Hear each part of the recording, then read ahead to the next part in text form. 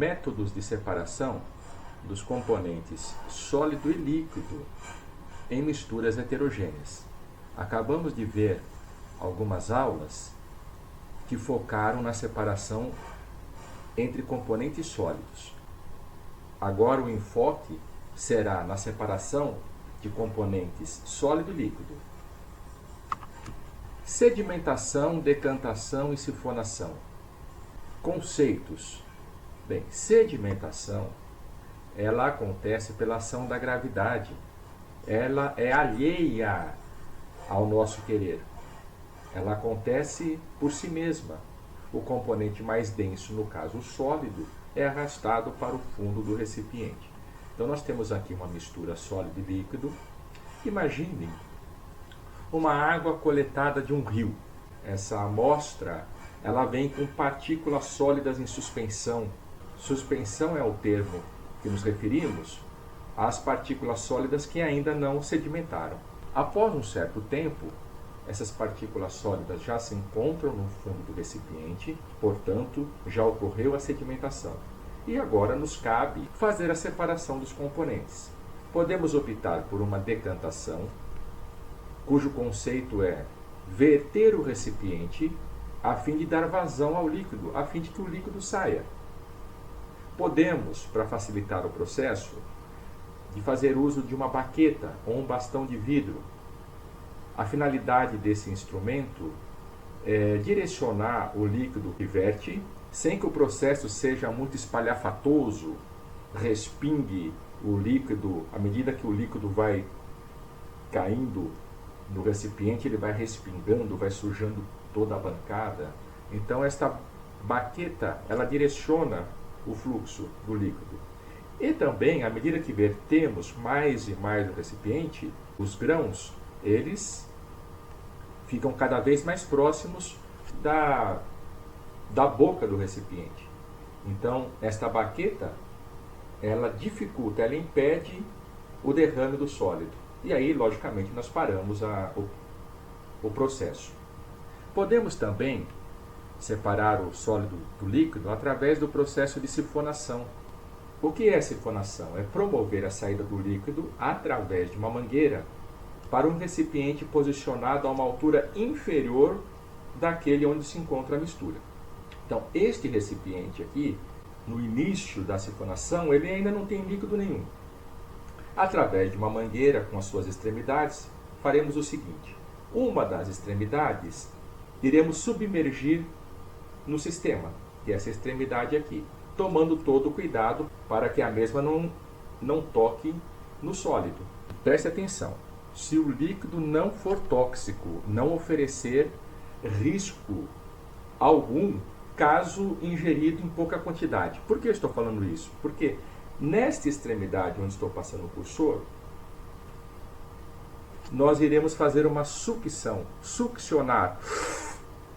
O mesmo mecanismo que utilizamos para tomar algum refresco de canudinho. Não basta colocar a extremidade do canudo entre os nossos lábios, o líquido não vai subir.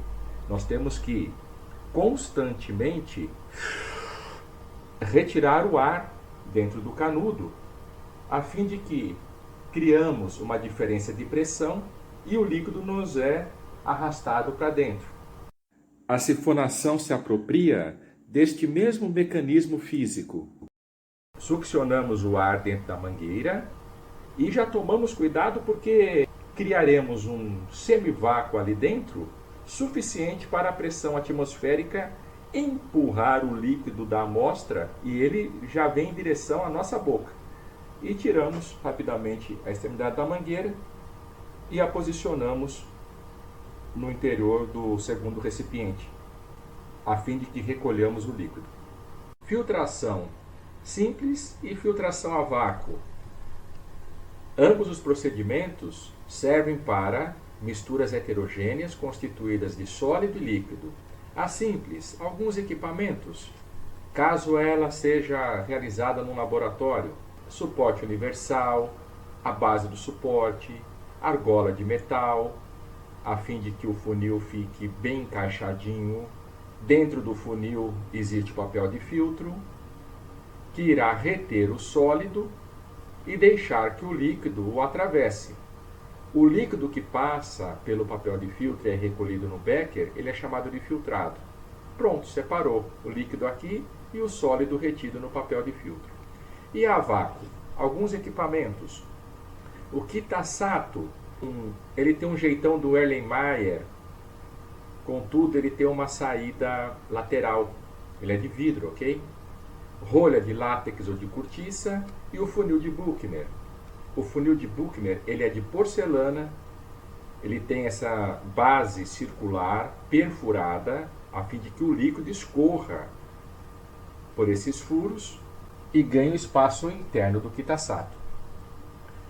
Não está dando para ver os furos do funil porque já foi colocado o papel de filtro, que também tem um formato circular.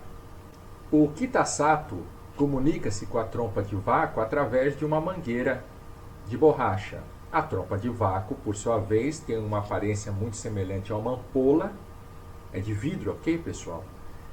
Também tem uma saída lateral e são por essas saídas laterais que elas se comunicam através da mangueira.